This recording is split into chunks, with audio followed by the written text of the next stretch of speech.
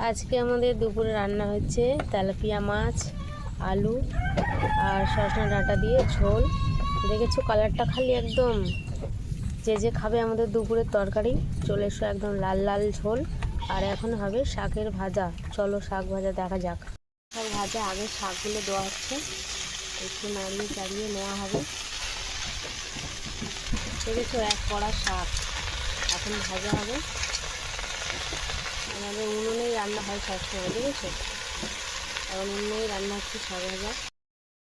দেখো লাল শাক ভাজা হচ্ছে, কুমড়োর তরকারি আর মাছের ঝোল। এই হচ্ছে আজকে আমাদের তরকারি। শাকটা তোল দেখি। শাক ভাজা নিয়ে নিয়েছি, একটু মাছ নিয়ে নিলাম। ঝোল নেবো না, একটু আলু নেবো।